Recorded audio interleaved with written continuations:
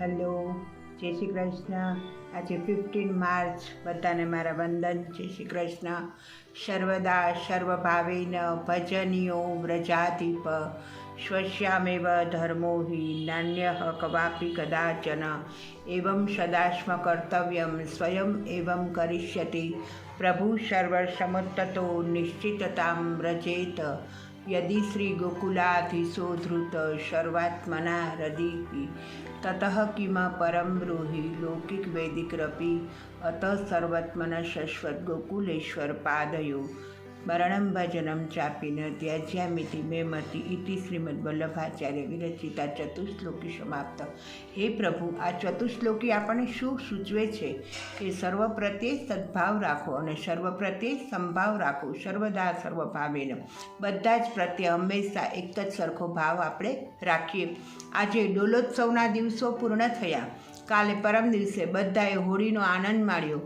होळीना दहनमा GeM આપણી બધી ભૂલોને આપણે ભૂલી અને એને ભૂલોને ફરી ન કરીએ એવા વચન સાથે હોળીનું દહન કર્યું અને બધા સાથે પ્રેમભાવથી રહીએ એવા વચન લીધા હોળી પાસેથી, બરાબર।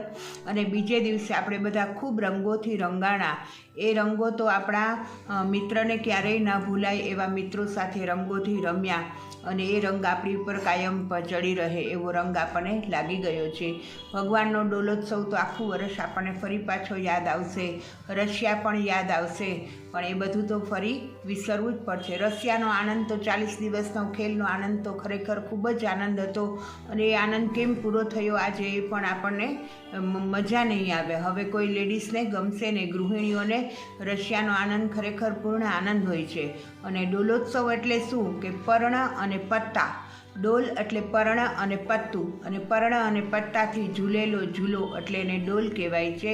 અને પ્રભુને જે આપણે રંગોથી રંગાવીએ છીએ એને આપણે ઉત્સવ કહીએ છીએ, તો આ ઉત્સવ ડોલોત્સવ કહેવાય છે। આ ડોલોત્સવ આજે પૂર્ણ થયો। હવે બધી નિકુંજની લીલા આવશે પ્રભુની। એ નિકુંજની બાગ લીલામાં આપણે બધા આનંદ માણશું। ભગવાનનો ક્રમ પણ કેવો છે, એક આનંદ પૂરો થશે અને હવે ગૃહિણીઓને રસોડાના રંગે રંગાઈ જવાનું છે। રસોડામાં પણ કેવા કેવા મસાલાના રંગો કે મરચું લાલ તો મીઠું સફેદ, ધાણાજીરું લીલું તો હળદર પીળી, હવે આ બધાના રંગ આપણે રંગાઈ જવાનું છે। બધા મસાલાની ઓલી બજારો ભરાઈ ચૂકી છે અને આપણે પણ હવે આ બધા હોળીના કલર ભૂલી અને મસાલાના રંગે રંગાઈ જશું। ફરી મળશું આપણે 1 એપ્રિલના એપ્રિલ ફૂલના આનંદમાં। બધાને મારા જય શ્રી કૃષ્ણ, વંદન।